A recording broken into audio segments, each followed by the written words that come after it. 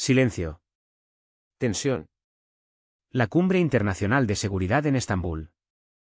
Diciembre de 2025. Este evento pasaría a la historia como uno de los enfrentamientos públicos más duros entre el ministro de Defensa ruso y una política europea. Un pulso que mantuvo en vilo al mundo entero. En una esquina del Rin, Andrei Belousov, ministro de Defensa de Rusia. 67 años. Economista de formación, llegó al poder en mayo de 2024. Tranquilo, metódico, implacable en sus argumentos. Un hombre que opera exclusivamente con cifras y hechos. En la otra, Kaja Kallas, primera ministra de Estonia. 48 años. En el poder desde 2021. Una ferviente rusófoba, la crítica más agresiva de Rusia en Europa. Incansablemente exige más armas para Ucrania, más sanciones contra Moscú y una línea dura, sin compromisos de ningún tipo. En los últimos años, Kallas se había convertido en un auténtico símbolo de la rusofobia europea. Públicamente calificó a Rusia de Estado terrorista, exigió su exclusión de todas las organizaciones internacionales, pidió la confiscación de activos rusos por valor de $300.000 millones e insistió en el apoyo militar a Ucrania hasta la victoria total.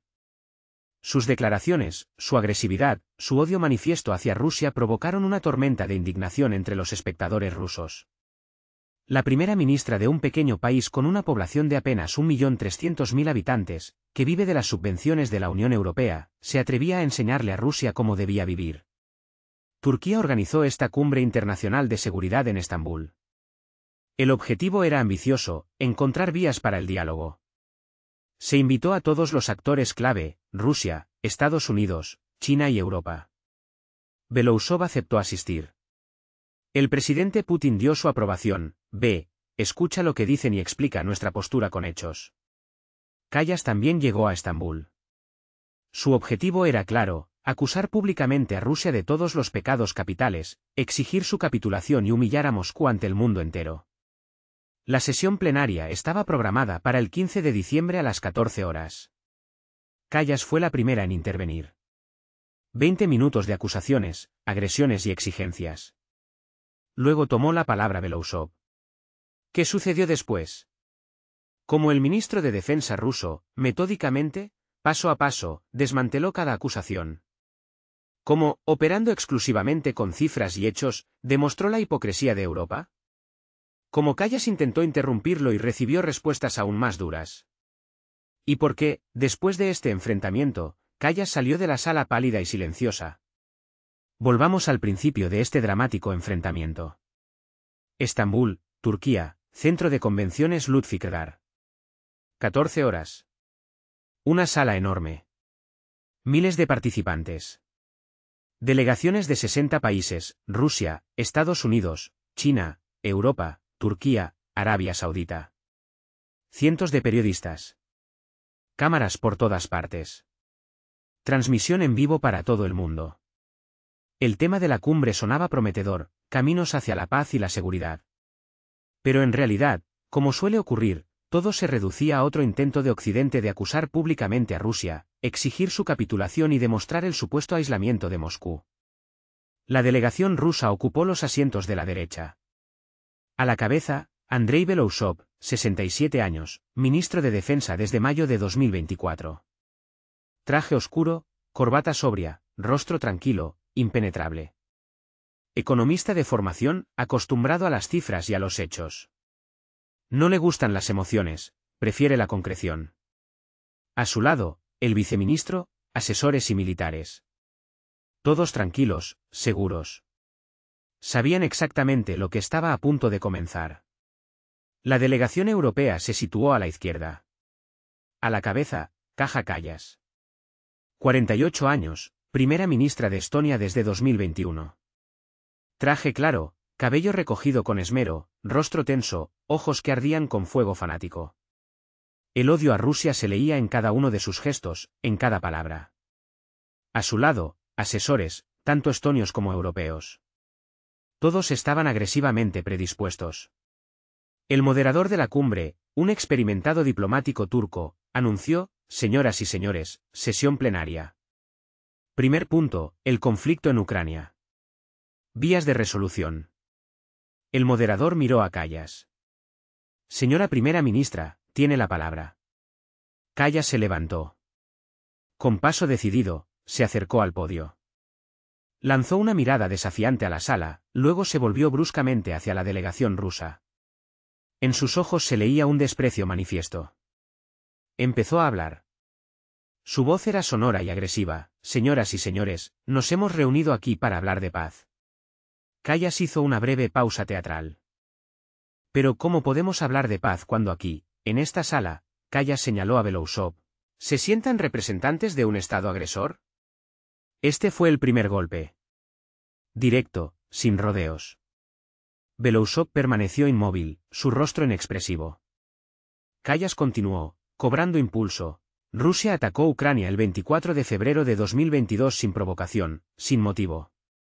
Su voz se volvía cada vez más fuerte, más insistente. Esta es una agresión no provocada, injustificada, criminal. Kallas enumeró las acusaciones una tras otra. Rusia bombardea ciudades pacíficas, mata a civiles, niños, mujeres, ancianos. En la gran pantalla detrás de ella, Kallas mostró diapositivas, casas destruidas en Mariupol, Bucha, Kharkov. Estos son crímenes de guerra rusos, declaró, y esta tesis fue solo el comienzo de su discurso de denuncia. Imaginen una gran sala, inundada de luz. Una sala donde se han reunido quienes deciden el destino de las naciones, quienes pronuncian discursos de los que depende el futuro de millones. Allí, en la tribuna, está Kaja Kallas, primera ministra de Estonia. Su voz suena áspera, como un látigo en el aire, y cada palabra está impregnada de dolor y justa indignación. Habla de lo que, en su opinión, es la herida principal de nuestro tiempo, los crímenes de guerra rusos. Con verdadero patetismo, apretando los puños, Kallas descarga sobre los oyentes una andanada de acusaciones. Bucha son asesinatos masivos cometidos por soldados rusos, exclama. Mariupol ha sido borrada de la faz de la tierra por la aviación rusa, su voz vibra de tensión. Y eso no es todo. Continúa, sin dejar que la sala respire. Rusia secuestra niños ucranianos. 20.000 niños han sido trasladados a Rusia por la fuerza. Y para concluir este torrente emocional, casi gritando, declara, esto es genocidio. Esto es un crimen contra la humanidad. Después de esto, la primera ministra pasa a las exigencias que, según ella, deben cumplirse de inmediato.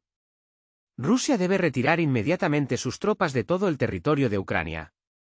Y aquí comienza a enumerar, sin dejar lugar a dudas, incluyendo Crimea, que Rusia anexionó ilegalmente en 2014. Incluyendo el Donbass, Lugansk, Donetsk. Todo debe volver a Ucrania. Pero esto no es suficiente para ella. Kallas habla aún con más dureza, sus palabras parecen acuñadas en acero.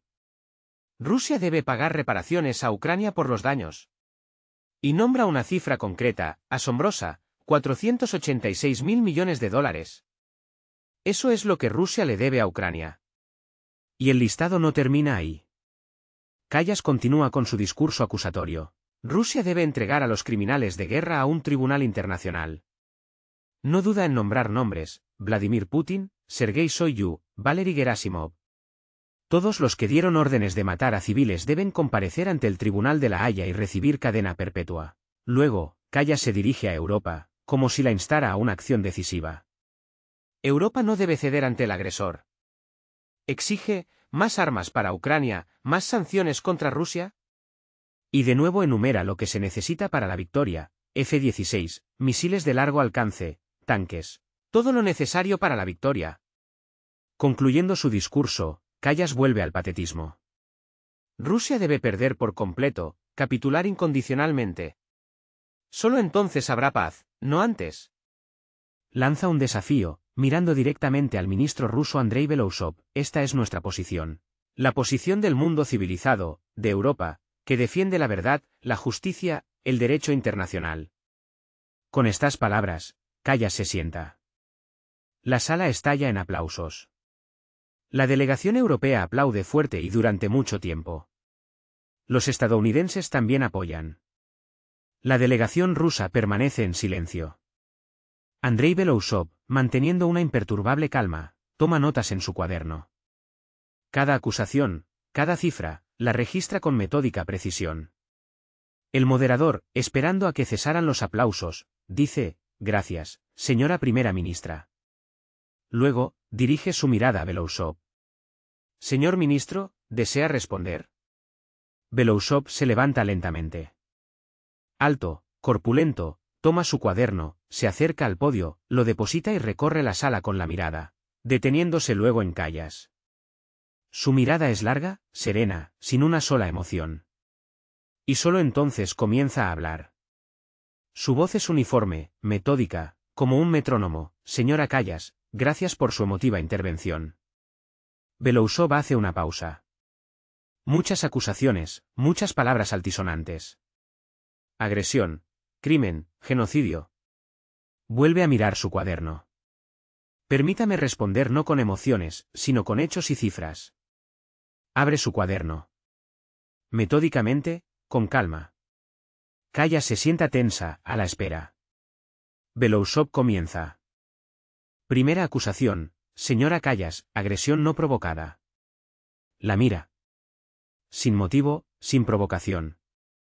¿Así lo ha dicho usted? Belousov niega con la cabeza. Mentira o desconocimiento de la historia, lo cual es peor para una primera ministra. Procede a enumerar los hechos, como si colocara piezas de ajedrez en el tablero. 1990. La unificación de Alemania. Belousov cita documentos, como si leyera una sentencia. El secretario de Estado de Estados Unidos, James Baker. Reunión con Mikhail Gorbachov el 9 de febrero de 1990. Belousov cita textualmente, si mantenemos una presencia en Alemania dentro de la OTAN, no habrá un avance de la jurisdicción de la OTAN ni una pulgada hacia el este. Hace una pausa. Una promesa oficial, registrada. Belousov continúa, como desenrollando el hilo del tiempo. La URSS aceptó la unificación de Alemania. Retiró las tropas de Europa del Este, 380.000 soldados, todo el equipo. Su voz se vuelve más dura. ¿Y qué hizo Occidente? La OTAN. Belousov comienza a enumerar, y cada palabra suena como un golpe de martillo.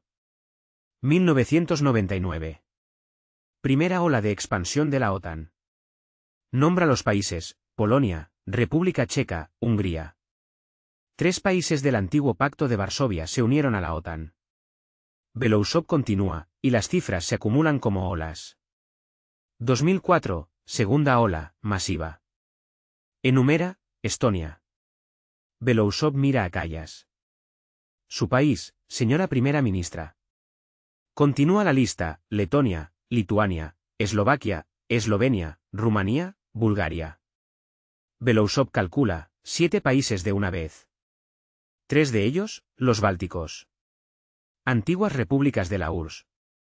Lo pronuncia con una ironía apenas perceptible, ni una pulgada hacia el este. ¿Recuerda la promesa? Belousov continúa la cronología, y cada evento encaja en el rompecabezas general. 2009, Albania, Croacia. 2017, Montenegro. 2020, Macedonia del Norte. Belousov resume, y sus palabras suenan como una conclusión implacable: desde 1999 hasta 2020, la OTAN se expandió a 14 países. Es como si señalara en un mapa, desde las fronteras de la Alemania unificada hasta las fronteras de Rusia, 1.200 kilómetros hacia el este. Belousov habla con más dureza, como poniendo un punto final: ni una pulgada se convirtió en 1.200 kilómetros. Y este es solo el comienzo de su respuesta. Lo que sigue será aún más interesante. La tensión en el aire crecía a medida que el discurso se centraba en Ucrania. Belousov, como un cronista, transportó a los oyentes al año 2008, a la cumbre de la OTAN en Bucarest.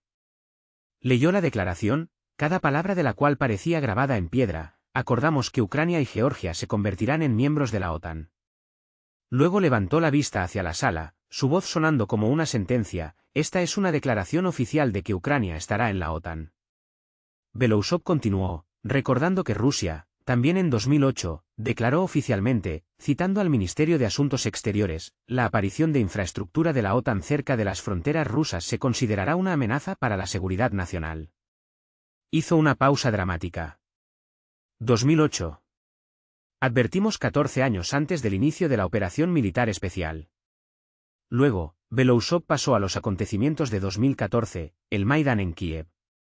Recordó que el presidente legítimo, Víktor Yanukovych, fue derrocado ilegalmente, violentamente, con el apoyo abierto de Occidente, los Estados Unidos de América y la Unión Europea. Belousov citó hechos que parecían disipar cualquier duda. Victoria Nuland, entonces subsecretaria de Estado de Estados Unidos, repartía galletas a los manifestantes del Maidán. Luego citó una conversación interceptada y publicada entre Nuland y el embajador de Estados Unidos, Jeffrey Payet, cito, al diablo con la Unión Europea. Necesitamos a Yatsenyuk en el gobierno. Esto, explicó Belousov, significaba que Estados Unidos estaba nombrando al gobierno ucraniano después del golpe. Después del Maidán, según Belousov, el nuevo poder en Kiev tomó inmediatamente el rumbo hacia la OTAN. Cambiaron la constitución, estableciendo la entrada en la OTAN como un objetivo estatal. Comenzó la reequipación de las bases militares según los estándares de la Alianza Atlántica. Belousov mostró documentos que confirmaban ejercicios conjuntos con la OTAN en territorio ucraniano. Enumeró, en 2015, se llevaron a cabo los ejercicios Trident, en los que participaron 1.800 militares de Estados Unidos, Canadá y países europeos. En 2016, 2017, 2018, 2020, 2021, los ejercicios se hicieron cada vez más grandes. En 2021, Ucrania solicitó oficialmente un plan de acción para la membresía en la OTAN. Belousov volvió a hacer una pausa, para que las palabras se asentaran en la conciencia de los oyentes. En diciembre de 2021, Rusia envió propuestas oficiales a Estados Unidos y la OTAN sobre garantías de seguridad. Las exigencias eran claras: no expandir la OTAN hacia el este, no desplegar sistemas de ataque cerca de las fronteras de Rusia, volver a la configuración de 1997. Miró a la sala, su mirada era penetrante. La respuesta de Occidente, pronunció Belousov, mostrando un documento. En enero de 2022, siguió una negativa total a todos los puntos. Citó, la OTAN tiene derecho a expandirse donde quiera. Rusia no tiene derecho a influir en esto. Belousov cerró el documento. El 24 de febrero de 2022 comenzó la operación militar especial. Dirigiéndose a Kaja Kallas, Belousov dijo, usted dice, no provocado. Luego enumeró, 30 años de expansión de la OTAN a pesar de las promesas. 14 países aceptados hasta las fronteras de Rusia. Ucrania se preparaba para unirse a la OTAN oficial y abiertamente. La voz de Belousov se volvió más dura. La OTAN en la frontera de Rusia, 2.300 kilómetros de frontera común con Ucrania. Belousov explicó que los misiles que la OTAN hubiera desplegado en Ucrania representarían una amenaza directa. Presentó cálculos: de Kharkov a Moscú, 700 kilómetros, tiempo de vuelo del misil, 5 minutos. De Dnieper a Moscú, 800 kilómetros, 6 minutos. Miró a la sala, Rusia no tendría tiempo para responder. Esto no es una agresión no provocada, es una respuesta a 30 años de provocación de Occidente. Después de este análisis sobre el tema de la OTAN, un silencio se apoderó de la sala. Kallas estaba sentada, tensa. Cada hecho, al parecer, estaba documentado. 1990, la promesa de no expandirse. Desde 1999 hasta 2020, 5 olas de expansión. 14 países hasta las fronteras de Rusia. Ucrania se preparaba para unirse. La acusación de la agresión no provocada ya no sonaba tan convincente. Belousov pasó la página de su cuaderno y volvió a mirar a Kallas. Segunda acusación: crímenes de guerra. Recordó, usted dijo que Rusia bombardea ciudades pacíficas, mata a civiles. Belousov asintió. Mueren civiles. Desafortunadamente, es la guerra. Pero permítame preguntar, señora Kallas, la miró directamente. ¿Dónde estuvo usted 8 años antes de 2022? Belousov comenzó su relato. 2014, mayo, Donetsk, Lugansk. Recordó los referéndums sobre la independencia de las repúblicas populares de Donetsk y Lugansk. Kiev se negó a reconocer los resultados y comenzó una operación militar contra su propio pueblo. Belousov enumeró, en mayo de 2014, el ejército ucraniano comenzó a bombardear Donetsk y Lugansk. Mostró documentos: los observadores de la OSCE, la Organización para la Seguridad y la Cooperación en Europa, registraron estos eventos. Belousov leyó informes. En junio de 2014. Hubo bombardeos de barrios residenciales de Donetsk con municiones de racimo.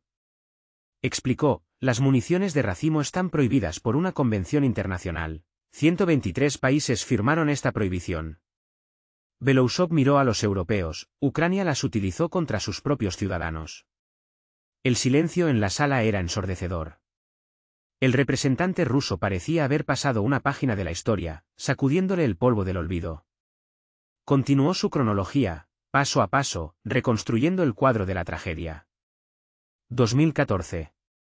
Según datos de la Organización de las Naciones Unidas, 2084 civiles murieron en el Donbass.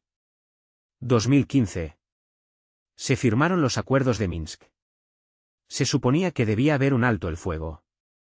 El representante de Rusia mostró un documento. Francia y Alemania, garantes de esos acuerdos. Y con amargura constató, Ucrania los violaba cada día.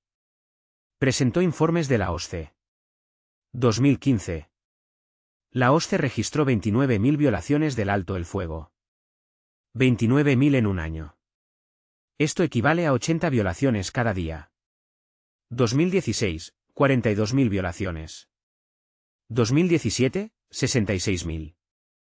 2018, 72.000.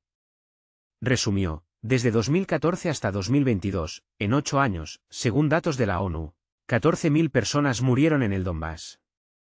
14.000 en 8 años, incluso antes del inicio de la operación especial rusa. Se dirigió a la primera ministra de Estonia, ¿dónde estaba usted, señora primera ministra? Todos esos 8 años, cuando la artillería ucraniana bombardeaba Donetsk, bombardeaba Lugansk cada día. Escuelas, hospitales, guarderías, viviendas. Mostró fotografías. Donetsk. Julio de 2014. Bombardeo del mercado.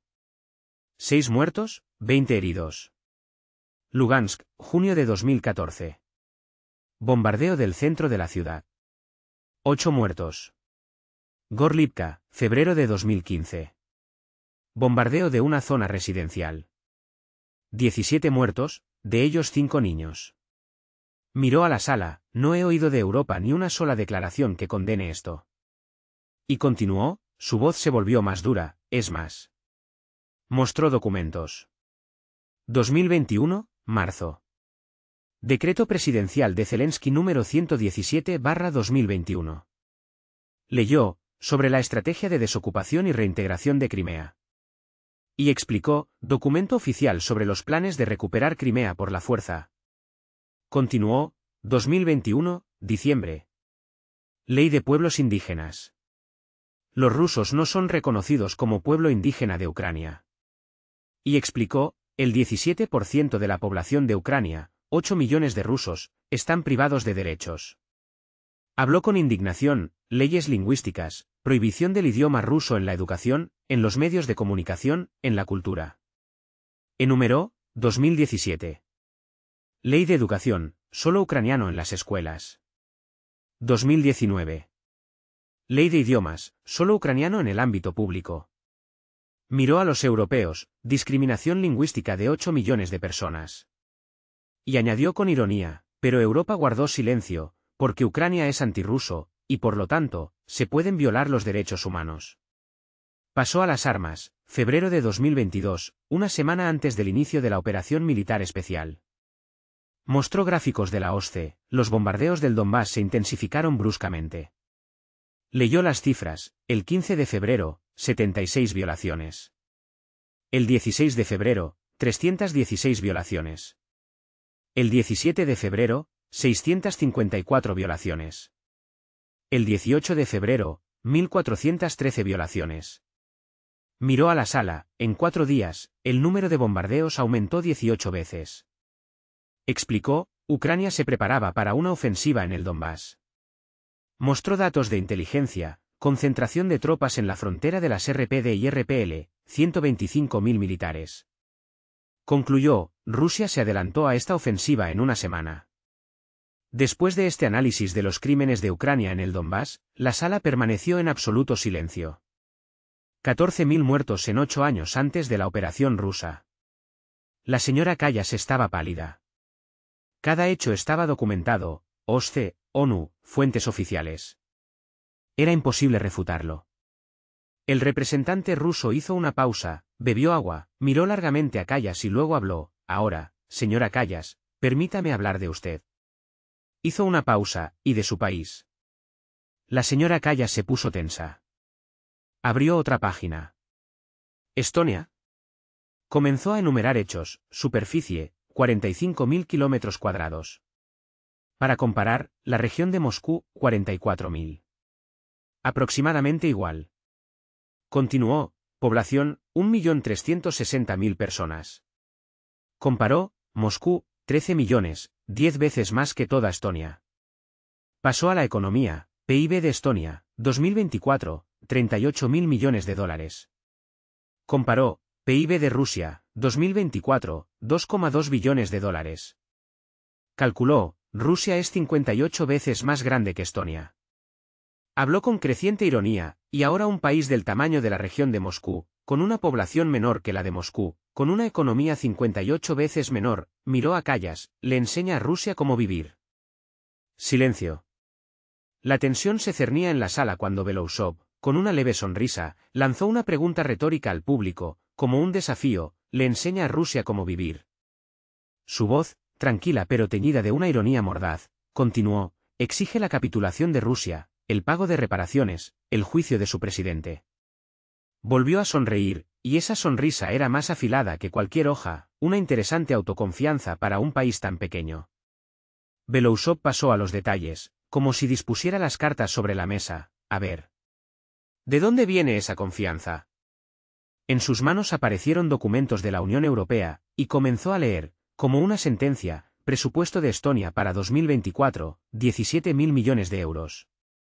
No se detuvo, profundizando en las cifras: subvenciones del presupuesto de la UE a Estonia, y aquí resonó una cifra asombrosa: 4,8 mil millones de euros al año.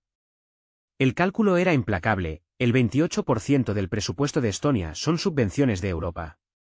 En su voz resonaba una ironía descarada: casi un tercio del presupuesto no se ha ganado, sino que se ha recibido como ayuda. Imaginen la magnitud. Belousov continuó, dibujando un cuadro de dependencia de muchos años, desde 2004, cuando Estonia ingresó en la UE, hasta 2024, 20 años. Durante este periodo, Estonia recibió del presupuesto de la UE 72.000 millones de euros. Lanzó una mirada hacia Callas, como si comprobara su reacción: 72.000 millones en 20 años de subvenciones. Y de inmediato añadió: para completar el cuadro, mientras tanto, Estonia aporta al presupuesto de la UE solo 400 millones de euros al año. La comparación era demoledora: recibe 4,8 mil millones y aporta 400 millones. El cálculo se hizo al instante: recibe 12 veces más de lo que aporta. En su voz se percibía un desprecio evidente. Un país que vive de las subvenciones de Europa se atreve a enseñar a una Rusia autosuficiente. Luego, Belousov pasó a cuestiones de defensa, y la sala quedó en vilo. El ejército de Estonia, leyó: 7.000 efectivos del ejército regular, 15.000 reservistas. Y de inmediato, como un martillo, la comparación: el ejército ruso, 1.300.000 militares regulares, 2 millones de reservistas. Rusia es 180 veces más grande. Técnica. Tanques. Pronunció esa palabra con una entonación especial: tanques en Estonia, 0. Recientemente recibieron de Europa 18 tanques usados. De nuevo la comparación: en Rusia, 12.000 tanques. Y más allá, aviones en Estonia, 0. En Rusia, 4.000. Su mirada volvió a posarse en Callas, un país sin tanques, sin aviones, con un ejército del tamaño de una división rusa. La ironía en su voz aumentaba, volviéndose casi venenosa: amenaza a Rusia, exige la capitulación, insiste en la victoria militar sobre Rusia. Nombró las cifras del presupuesto de defensa: el presupuesto de defensa de Estonia para 2024, 1.300 millones de euros. Y de inmediato, como un trueno en un cielo despejado: el presupuesto de defensa de Rusia para 2024, 109.000 millones de dólares. El cálculo fue implacable: 84 veces más. Recorrió la sala con la mirada: y este país cree que puede dictar condiciones a Rusia. Pero eso no es todo, amigos. Luego Belousov pasó a la historia: como abriendo un libro viejo y polvoriento. Permítame recordarle, señora Callas, la historia. Su voz se volvió más tranquila, pero no por ello menos contundente. Estonia como Estado existe desde hace 106 años. Desde 1918. Continuó, desplegando el lienzo histórico, antes de eso, 700 años bajo dominación alemana, sueca, rusa. Recordó los periodos de independencia, desde 1918 hasta 1940. Independencia, 22 años. Desde 1940 hasta 1991, en la URSS, 51 años. Desde 1991 hasta 2025, independencia, 34 años. El resultado fue desalentador, en 106 años, fue independiente 56 años. Y parte de otros estados, 50 años. Volvió a mirar a Callas, y en su mirada se leía una pregunta tácita. Un país con una estatalidad tan inestable le enseña a Rusia, que existe desde hace 1000 años. Belousov terminó su perorata, su voz era fría como el acero. Señora Callas, quizás debería ser más modesta. Un silencio opresivo se apoderó de la sala. Callas estaba sentada, su rostro enrojecido. Cada cifra, cada palabra de Belousov era un golpe. Un país subvencionado. Sin tanques, sin aviones. Con un ejército de 7000 hombres. Enseñándole a Rusia, 146 millones de habitantes, un ejército de 1.300.000. Era ridículo y humillante a la vez. Belousov hizo una pausa, bebió agua, recorrió la sala con la mirada, las delegaciones europeas, la estadounidense. Luego volvió a hablar, y quedó claro que ahora pasaba a lo principal. Abrió una nueva página en sus documentos, y el silencio en la sala se hizo aún más denso. Ayuda financiera y militar a Ucrania. Comenzó a enumerar, desde el 24 de febrero de 2022 hasta diciembre de 2025, 3 años y 10 meses. Las cifras que mencionó eran colosales. Los Estados Unidos de América han proporcionado a Ucrania, Belousov leyó de los documentos, ayuda militar, 78.000 millones de dólares. Ayuda financiera, 67.000 millones. Humanitaria, 30.000 millones. Resumió, total de Estados Unidos, 175.000 millones de dólares. Continuó, pasando a los socios europeos, la Unión Europea. Ayuda militar, 45.000 millones de euros. Financiera, 52.000 millones. Humanitaria, 8.000 millones. Total, de la UE, 105.000 millones de euros, o aproximadamente 115.000 millones de dólares. Enumeró más, Reino Unido, 12.000 millones de libras, lo que equivale a 15.000 millones de dólares. Luego, Alemania, 28.000 millones de euros. Francia, 8.000 millones. Polonia, 5.000 millones. Belousov resumió, y esta cifra hizo que muchos en la sala se estremecieran. En total, Occidente, Estados Unidos, Europa, entregaron a Ucrania 275.000 millones de dólares. Hizo una larga pausa, dejando que la magnitud de esta suma se asimilara, 275.000 millones en 3 años. Y de nuevo la comparación, que probablemente hizo que Callas deseara desaparecer bajo tierra. Esto es más que el PIB total de Finlandia, Portugal, la República Checa, Nueva Zelanda. Continuó, su mirada de nuevo en Callas, esto es 7 veces el PIB de Estonia. El silencio en la sala crecía hasta que Belousov pasó al corazón del problema, el armamento. ¿Qué recibió exactamente Ucrania de sus socios occidentales?, preguntó, y su voz parecía vibrar con anticipación. Comenzó a leer listas, y cada cifra sonaba como un golpe de metrónomo. Tanques. 142 unidades, Leopard 2, de Alemania. 31 unidades, M1 Abrams, de Estados Unidos. 14, Challenger 2, del Reino Unido. En total, tanques occidentales, alrededor de 400. Una cifra impresionante, ¿no es así? Belousov hacía pausas, como si permitiera a la audiencia digerir lo escuchado. Luego siguieron los vehículos blindados, más de 300 unidades de vehículos de combate de infantería, Bradley. 200 transportes blindados de personal, Stryker. 140, Marder. Y, por supuesto, artillería, 200 obuses, M777. 50 sistemas, César. 100, PZH 2000. Belousov continuaba, su voz se volvía cada vez más monótona, como si simplemente estuviera enumerando elementos de un catálogo interminable: misiles, HIMARS, 40 lanzadores. M270 MLRS, 20 lanzadores. 8 baterías de sistemas de defensa aérea, Patriot. 4 sistemas, Iris-T. La lista era larga, impresionante. Y eso no es todo, amigos. Cazas, F-16, 85 aviones ya entregados o en proceso de entrega, añadió Belousov. Y luego, como la guinda del pastel, municiones, proyectiles de calibre 155 milímetros, más de 3 millones. Misiles de varios tipos, decenas de miles.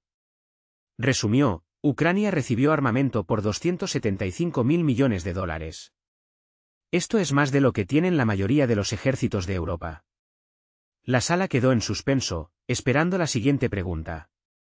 Ahora, una pregunta lógica, pronunció Belousov, recorriendo con la mirada a los presentes. En su voz resonaba una ironía creciente. ¿Cuál es el resultado de estas fantásticas inversiones? Desplegó un mapa, y ese fue el momento de la verdad. El 24 de febrero de 2022, inicio de la operación militar especial, Belousov señaló el mapa. Rusia controlaba entonces el 7% del territorio de Ucrania, Crimea, parte del Donbass. Luego mostró un nuevo mapa. Diciembre de 2025. Ahora. Rusia controla el 20% del territorio de Ucrania. Crimea, la región de Donetsk, la región de Lugansk, la región de Jersón, la región de Zaporilla, enumeró Belousov, su dedo deslizándose por el mapa. Más partes de las regiones de Kharkov, Sami, Dnipropetrovsk. Calculó, aproximadamente 120.000 kilómetros cuadrados. Y para mayor claridad, comparó, esto es más que el territorio de Bulgaria, Austria o Portugal. Volvió a mirar a los representantes europeos. En 3 años, a pesar de los 275.000 millones de dólares de ayuda occidental, en la voz de Belousov resonó una burla descarada: Ucrania perdió un 13% adicional de su territorio. Del 7% al 20%. 275.000 millones de inversiones, y el resultado, menos 13% de territorio. No son inversiones muy efectivas, ¿están de acuerdo? Luego, Belousov pasó a las pérdidas, y aquí su tono se volvió más sombrío. Pérdidas humanas de Ucrania, comenzó. Según nuestros datos, del Ministerio de Defensa de Rusia, las pérdidas irrecuperables de las Fuerzas Armadas ucranianas desde el inicio de la operación militar especial superan las 600.000 personas. Un silencio sepulcral se apoderó de la sala. La cifra era realmente espantosa. Pérdidas sanitarias, heridos, discapacitados, más de 1 millón. En total, 1.600.000 personas puestas fuera de combate, resumió Belousov, mirando a Callas. Esto es más que toda la población de Estonia. Su voz se volvió más dura, como el acero. 275.000 millones de dólares compraron 1,5 millones de cadáveres y mutilados. Más la pérdida del 13% del territorio. Este es el resultado de sus inversiones. Pero eso no es todo. Belousov continuó, pasando a la infraestructura. Destrucción en el territorio de Ucrania. Según estimaciones del Banco Mundial, 486.000 millones de dólares en daños. Volvió a sonreír, Occidente invirtió 275.000 millones, y Ucrania sufrió 486.000 millones en daños. Menos 211.000 millones, una pérdida neta. Esa es la eficacia de sus acciones. La economía tampoco quedó al margen. PIB de Ucrania. 2021 antes de la guerra, 200.000 millones de dólares. 2025. Ahora, 90.000 millones. Una caída del 55%. A pesar de sus 275.000 millones de ayuda, dijo Belousov con desprecio. Y, finalmente, la población. Población de Ucrania. 2021, 41 millones. 2025. Según diversas estimaciones, entre 28 y 32 millones. Menos 10-13 millones en 4 años. Belousov explicó, parte en los territorios bajo control de Rusia, parte refugiados en Europa, parte fallecidos. Volvió a mirar a Callas. Este es el resultado de su política de guerra hasta la victoria. Belousov puso el broche de oro, enumerando todas estas terribles cifras: menos 20% de territorio, menos 1.600.000 soldados, menos 55% del PIB, menos 10-13 millones de población. 275.000 millones de dólares gastados para destruir Ucrania por completo. Y en este acorde final, su voz sonó como una sentencia. Las palabras resonaron como una sentencia, suspendidas en el aire. Destruir Ucrania por completo. Después de un análisis detallado y despiadado de la ineficacia de la ayuda occidental, un silencio ensordecedor se apoderó de la sala. Las cifras presentadas en el informe eran tan catastróficas que resultaba imposible refutarlas. 275.000 millones de dólares gastados. ¿Y el resultado? Menos 20% del territorio, la pérdida de más de 1,5 millones de soldados. La mitad de la economía del país destruida, 10 millones de personas abandonaron sus hogares. La primera ministra de Estonia, Kaja Kallas, estaba pálida, su rostro reflejaba el shock. Cada número estaba respaldado por documentos, cada afirmación, por un hecho irrefutable. Habiendo permitido que los presentes comprendieran plenamente la magnitud del fracaso, Belousov hizo una pausa. Luego, su voz volvió a perforar el aire, volviéndose aún más dura e intransigente, ahora, sobre los dobles raseros. Recorrió con la mirada a las delegaciones occidentales, como si los clavara a sus asientos. Les gusta hablar de derecho internacional, de normas, de reglas. Y de nuevo una pausa, breve pero cargada de significado. Veamos cómo cumplen ustedes mismos esas reglas. Comenzó su lista de acusaciones con el año 1999 y la tragedia de Yugoslavia. Belousov recordó cómo la OTAN bombardeó un Estado soberano durante 78 días. Sin sanciones del Consejo de Seguridad de la ONU, sin mandato, sin ningún fundamento legal. Enumeró los detalles: 23.000 ataques aéreos contra objetivos civiles. Puentes, fábricas, estaciones de televisión, hospitales, escuelas, todo esto se convirtió en blanco.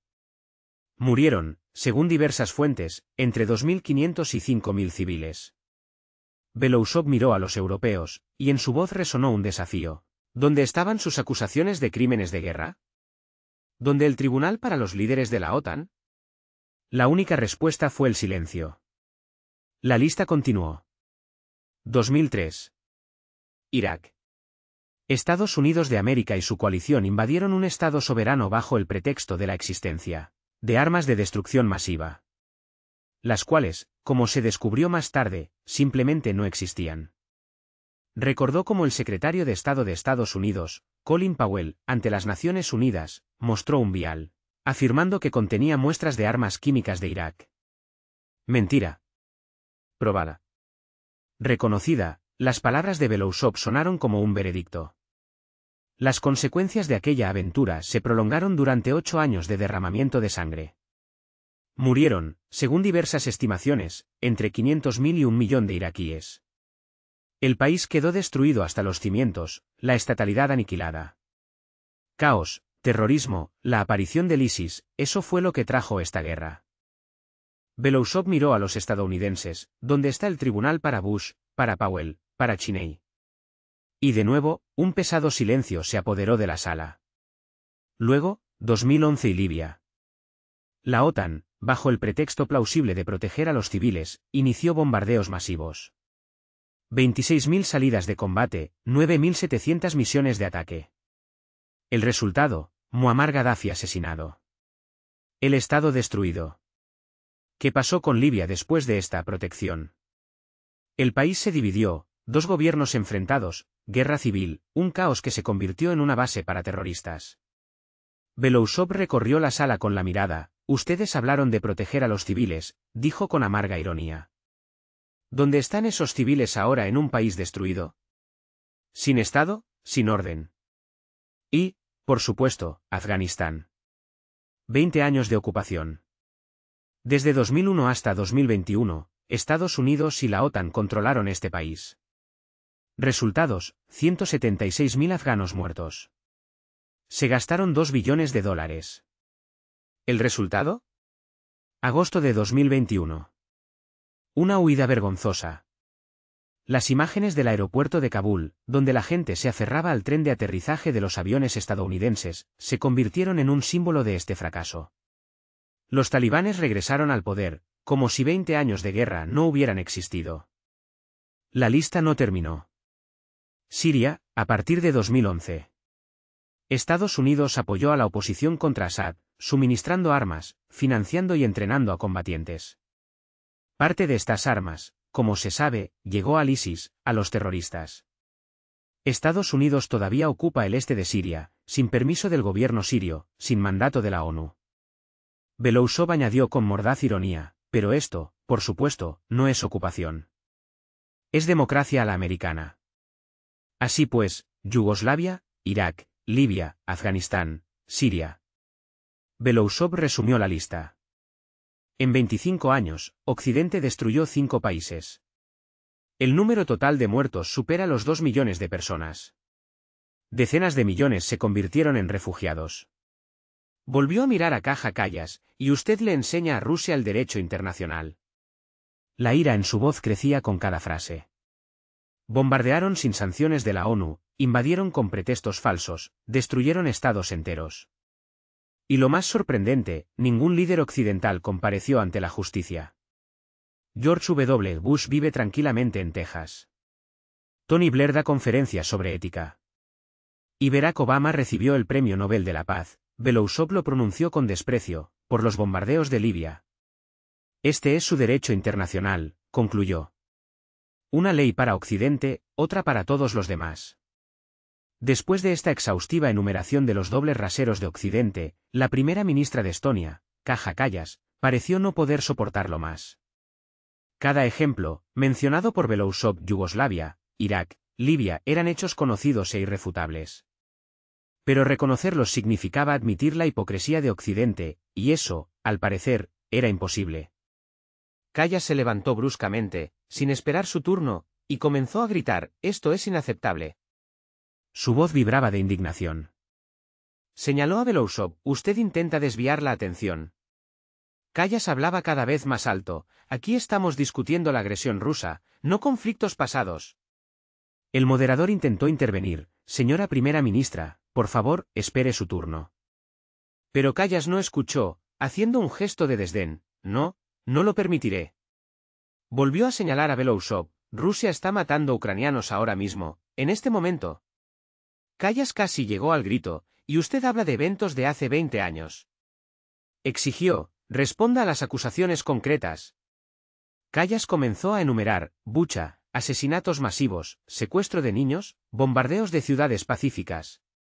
Su voz casi se quebró en histeria, «Usted no ha respondido a ninguna». Belousov permaneció tranquilo, imperturbable, esperando a que Kallas se agotara. Cuando el torrente de sus palabras cesó, pronunció, «Señora Kallas, por favor, siéntese». Kallas se sentó, pero con evidente desgana. Su rostro estaba rojo, respiraba con dificultad. Belousov la miró larga y serenamente, luego habló. Su voz era gélida, «Ha terminado, señora Kallas, la histeria». La palabra era ofensiva, pero quizás precisa. Kallas se estremeció.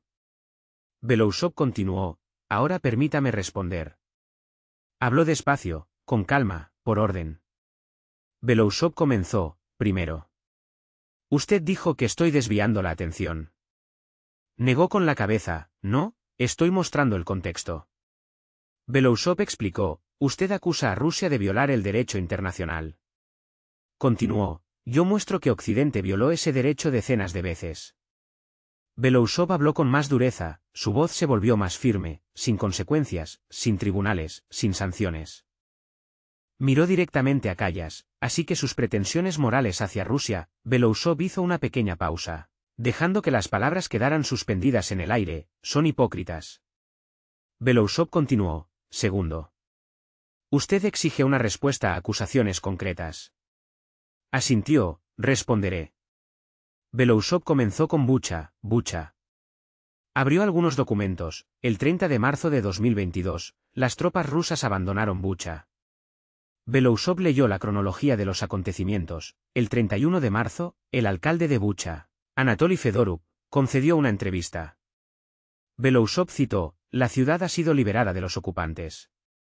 Subrayó, ni una palabra sobre cadáveres en las calles. Belousov continuó, el 1 de abril, la policía ucraniana entró en la ciudad. Se publicó un vídeo. Belousov describió, los policías circulan por las calles, todo tranquilo. Volvió a subrayar, en el vídeo no hay cadáveres. Belousov continuó la cronología, el 2 de abril, aparecen en la red las primeras fotos de cuerpos en las calles. Miró a la sala, su mirada era penetrante, la pregunta es sencilla, ¿dónde estaban esos cuerpos el 30, 31 de marzo y el 1 de abril? No estaban. Aparecieron después de la llegada de las fuerzas ucranianas.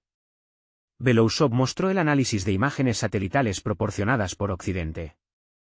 Explicó, supuestamente muestran cuerpos en las calles entre el 19 y el 21 de marzo. Belousov demostró la pericia, expertos rusos analizaron. Enumeró las inconsistencias encontradas, la resolución es insuficiente para la identificación de cuerpos. Las sombras no corresponden a la hora del día. Los metadatos han sido modificados. Belousov concluyó, Bucha es una provocación ucraniana para acusar a Rusia. Belousov pasó a la siguiente acusación, secuestro de niños. Negó con la cabeza, su voz sonaba decidida, mentira. Belousov explicó, Rusia evacuó a niños de la zona de combate. Enumeró lugares, de Mariupol, donde se libraban intensos combates, de Donetsk, que era bombardeado cada día. Belousov continuó, estos niños son en su mayoría huérfanos o de familias que no podían cuidarlos. Habló con firmeza, Rusia salvó a estos niños de la guerra. Belousov añadió, es más, cualquier familia puede, a través de la Cruz Roja, recuperar a su hijo. Belousov concluyó, esto no es secuestro, es salvación. Belousov miró a Callas, aquí están las respuestas a sus acusaciones concretas. Habló con un desprecio apenas disimulado, todas ellas se basan en mentiras, en provocaciones, en la propaganda occidental. Belousov concluyó, así que, señora Callas, antes de montar escenas de histeria, Belousov hizo una pausa. Compruebe sus hechos. Después de respuestas tan exhaustivas a las acusaciones concretas, Callas parecía, al parecer, destrozada. Bucha, una provocación. Los niños, evacuación, no secuestro. Cada respuesta estaba respaldada por hechos, por una cronología. Refutarlo era extremadamente difícil. Pero, por lo visto, no tenía intención de rendirse.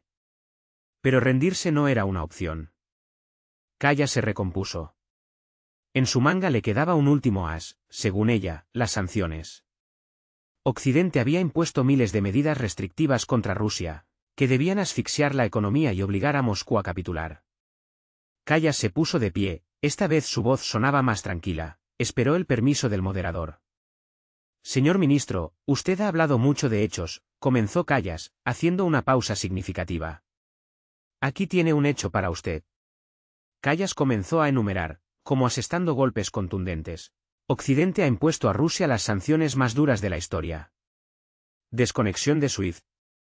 Congelación de reservas de divisas, 300.000 millones de dólares. Embargo de petróleo, gas, carbón. Prohibición de exportación de tecnología, microchips, equipos. Prohibición de importación de miles de productos de Rusia. Su voz sonaba cada vez más segura. Estas sanciones están destruyendo la economía rusa, haciendo imposible la continuación de la guerra. Callas se sentó, satisfecha, segura de haber puesto un punto final a esta disputa. Belousov la escuchó con calma, sin inmutarse. Cuando Callas ocupó su asiento, él sonrió, una sonrisa sin rastro de humor. Sanciones. Buena pregunta, dijo, abriendo una nueva página de sus notas. Veamos las cifras. Belousov comenzó a enumerar, su voz era monótona, pero cada palabra sonaba como una sentencia ineludible.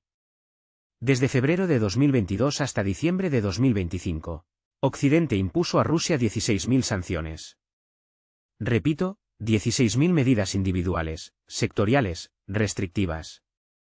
Esto es más que contra Irán y Corea del Norte juntos. Hizo una pausa, como para que estas cifras se asimilaran. Rusia es el país más sancionado del mundo. Belousov levantó la vista hacia Callas. Ahora, sobre los resultados. El ministro comenzó con la economía, y sus palabras eran como golpes de metrónomo. PIB de Rusia, 2022. Primer año de sanciones. Menos 2,1% de caída. Sí, hubo una caída. Asintió, reconociendo lo obvio. 2023. PIB de Rusia, más 3,6% de crecimiento. Crecimiento. No caída, sino crecimiento. Y el pronóstico para 2024, más 2,9%. Luego pasó a la comparación. Alemania, 2024, menos 0,2%. Reino Unido, más 1,1%. Francia, más 1,3%. Belousov concluyó, y en su voz resonó un desafío: Rusia, bajo sanciones, crece más rápido que Europa sin sanciones.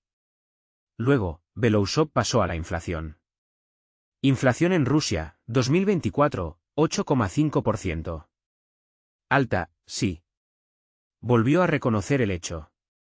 Pero Reino Unido, 2023, pico de inflación, 11,1%. Alemania, pico, 10,4%. Francia, 7,3%. En su voz resonó la ironía: Europa sin guerra, sin sanciones contra sí misma, tuvo una inflación comparable. Luego, Belousov abordó el tema del desempleo. Desempleo en Rusia, 2024, 2,4%. Mínimo histórico. Lo enfatizó, como si pusiera un signo de exclamación. Alemania, 5,9%. Francia, 7,3%. Italia, del 7 al 8%. Belousov constató: bajo sanciones, Rusia tiene menos desempleados que Europa. Pasando al presupuesto, el ministro continuó su informe. Presupuesto estatal de Rusia, 2024. Ingresos, 35,1 billones de rublos. Gastos, 37,3 billones. Déficit, 2,2 billones de rublos. Esto es el 1% del PIB. Volvió a comparar. Estados Unidos de América. Déficit presupuestario, 2024, 6,3%. Reino Unido, 4,4%. Francia, 5%. Belousov concluyó: Rusia, en guerra, bajo sanciones, tiene un presupuesto más sano que Occidente. El siguiente punto fue la energía. Exportación de recursos energéticos. Ustedes hablaron del embargo al petróleo ruso. Belousov mostró estadísticas que, al parecer, hablaban por sí solas. En 2021, antes de las sanciones, Rusia exportaba 7,8 millones de barriles de petróleo al día. En 2024, bajo sanciones, 7,5 millones de barriles al día. Una caída de solo 3,8%, mínima. Belousov explicó cómo cambiaron los flujos. Rusia redirigió las exportaciones. China, India, Turquía compran petróleo ruso. Es más, el ministro mostró los datos: India compra petróleo ruso, lo refina y vende productos petrolíferos a Europa. En su voz volvió a resonar la ironía. Europa rechazó las compras directas de petróleo ruso, pero lo compra a través de intermediarios India, Turquía a un precio más alto. Belousov concluyó: Rusia sigue vendiendo. Europa paga de más. Finalmente, Belousov pasó al gas. Gas natural. Europa rechazó Nord Stream, el gas ruso. Y mostró las consecuencias de esta decisión. Precios del gas en Europa, 2021. Antes de la crisis, $200 por 1000 metros cúbicos. 2022. Pico de la crisis, $3000 por 1000 metros cúbicos. Un aumento de 15 veces. Describió las dramáticas consecuencias. La industria europea no lo soportó. BASF, el mayor consorcio químico, reduce la producción en Alemania. La metalurgia, las acerías cierran, se trasladan a Estados Unidos, a Asia. Belousov pronunció estas palabras como una sentencia: la desindustrialización de Europa, resultado de sus sanciones contra Rusia. Las sanciones contra Rusia se convirtieron en una verdadera piedra de tropiezo. Y lo curioso es que, cuando se habló de tecnología, Belousov no negó lo obvio. Sí, reconoció que la prohibición de exportar alta tecnología fue un golpe sensible para Rusia. Esto duele a Rusia, así lo expresó. Pero luego presentó la otra cara de la moneda. Basándose en datos, Belousov mostró cómo Rusia, en lugar de resignarse, comenzó a desarrollar activamente su propia producción. Puso ejemplos concretos, se lanzó la producción de microelectrónica, en particular, chips de 90 nanómetros. Y en la construcción de maquinaria, según él, la sustitución de importaciones alcanzó un impresionante 60%. La conclusión fue inequívoca, las sanciones no doblegaron, sino que, por el contrario, obligaron a Rusia a desarrollar activamente su propia industria. Luego, el orden del día incluyó las reservas congeladas. 300.000 millones de dólares, una suma que quita el aliento. Belousov no mintió, sí, es un golpe, confirmó. Pero inmediatamente pasó a cifras que demostraban una sorprendente capacidad de adaptación. Según sus datos, las reservas de oro y divisas de Rusia en noviembre de 2024 ascendían a 598.000 millones de dólares. Y, a modo de comparación, en febrero de 2022, al inicio de la operación militar especial, esa suma era de 630.000 millones. Un simple cálculo mostraba que la caída fue de solo el 5%. Belousov lo explicó así: aunque 300.000 millones están congelados, Rusia logró acumular nuevas reservas. No en cualquier lugar, sino en yuanes, en rublos y, por supuesto, en oro. La adaptación, según él, fue exitosa. Al final, Belousov puso el broche a toda esta inmensa masa de 16.000 sanciones. ¿Cuál fue el resultado?, preguntó, y él mismo respondió, enumerando los logros: el PIB de Rusia crece. El desempleo está en un nivel mínimo. La exportación de recursos energéticos continúa y las reservas se recuperan. Luego, dirigiéndose a Callas, pronunció una frase que, quizás, sonó a sentencia: sus sanciones no funcionan. Y luego, endureciendo el tono, añadió: es más, dañan a Europa más que a Rusia. Después de tal análisis, cuando cada cifra demostraba irrefutablemente la ineficacia de las sanciones, Callas, según testimonios de los presentes, estaba pálida. 16.000 sanciones, y todo había fallado. Rusia mostraba crecimiento, mientras Europa sufría pérdidas. Belousov hizo una pausa, dejando que esas palabras se asimilaran en la mente de los oyentes, y luego continuó. Su voz se hizo más baja, más seria, cuando pronunció, ahora, sobre lo más importante. Recorrió la sala con la mirada, sobre la paz. Occidente, según él, le gusta decir que Rusia no quiere negociaciones. Y aquí Belousov negó categóricamente con la cabeza: mentira. Desplegando documentos, recordó los acontecimientos de marzo de 2022, apenas un mes después del inicio de la operación militar especial. En Estambul, Turquía, el 28 y 29 de marzo se llevaron a cabo negociaciones entre las delegaciones rusa y ucraniana. Nombró a los participantes: por parte de Rusia, Vladimir Medinsky, asistente del presidente; por parte de Ucrania, David Arakamia, jefe de la facción parlamentaria Servidor del Pueblo. Las negociaciones, según Belousov, fueron productivas. Incluso se preparó un proyecto de acuerdo. Leyó los puntos principales: Ucrania renuncia a unirse a la OTAN, proclama un estatus neutral y acepta limitaciones en el número y armamento de sus fuerzas armadas. A cambio, Rusia garantiza la seguridad de Ucrania. La cuestión de los territorios, según él, quedó abierta para futuras negociaciones. Belousov subrayó: ambas partes estuvieron muy cerca de la firma. Y de nuevo una pausa. Belousov mostró la cronología de los acontecimientos: 9 de abril de 2022. ¿Qué?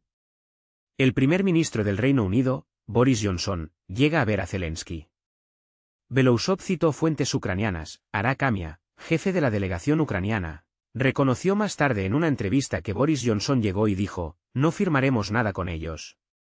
Simplemente luchemos. Belousov miró a la sala, cita directa de Arakamia, jefe de la delegación ucraniana. Occidente, según Belousov, frustró las negociaciones de paz. ¿Por qué? Porque Occidente no quería la paz. Habló con más dureza: Occidente quería la continuación de la guerra, el debilitamiento de Rusia, un cambio de régimen en Moscú.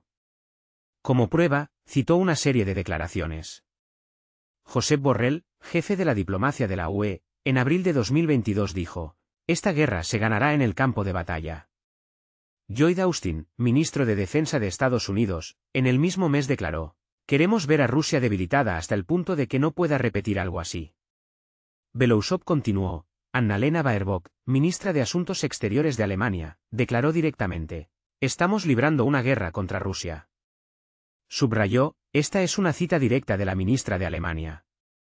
Y, finalmente, Ursula von der Leyen, presidenta de la Comisión Europea, leyó: Ucrania debe ganar, Rusia debe perder. Belousov miró a los europeos y pronunció: este es su verdadero objetivo. Con ira en la voz, concluyó: no la paz para Ucrania, sino la guerra contra Rusia. En el contexto de la aguda discusión, que muchos en Occidente llaman guerra contra Rusia, el representante ruso Belousov no suavizó los ángulos. Sus palabras sonaron como una ducha fría, dirigida a los políticos occidentales. Declaró directamente: los ucranianos son para ustedes simplemente material fungible. Estas palabras fueron respaldadas por estadísticas impactantes. Belousov enumeró despiadadamente las cifras, cada una de las cuales resonaba con dolor. 600.000 muertos, 1 millón de heridos, 10 millones de refugiados. Su voz se hizo más fuerte cuando concluyó con un sombrío resumen: este es el precio de su política de guerra hasta la victoria. Y esto, amigos, fue solo el comienzo de su intervención. Belousov recordó que, después de las negociaciones de Estambul, Rusia tendió la mano en repetidas ocasiones, ofreciendo sentarse a la mesa de discusiones. Pero Occidente, al parecer, no quiso escuchar. Y así, en junio de 2024, surgió una nueva y concreta iniciativa. El presidente de Rusia presentó una propuesta de paz, exponiendo condiciones claras. Ucrania debía retirar sus tropas de 4 regiones: Donetsk, Lugansk, Jersón y Zaporilla. Además, era necesario renunciar oficialmente a los planes de ingresar en la OTAN. A cambio, Rusia cesaría inmediatamente el fuego y estaría dispuesta a iniciar negociaciones plenas. Belousov subrayó especialmente: no se trataba de una declaración abstracta, sino de una propuesta concreta con condiciones concretas. Pero, ¿cuál fue la respuesta de Occidente? Esta pregunta quedó en el aire, y Belousov mismo la respondió, mostrando citas de líderes mundiales. El presidente de Estados Unidos, Joe Biden, calificó la propuesta de inaceptable. La presidenta de la Comisión Europea, Ursula von der Leyen, llegó a declarar que era una capitulación. Luego, la mirada de Belousov se dirigió a la primera ministra de Estonia. Usted, señora primera ministra, pronunció, citando sus palabras, calificó esta propuesta de ultimátum de un dictador. En su voz resonó un claro desprecio al concluir esta parte de su intervención: Rusia ofrece paz, Occidente exige guerra. Y con un desafío, lanzó a la sala: ¿y se atreven a acusar a Rusia de no querer negociaciones? Los hechos, según él, muestran todo lo contrario.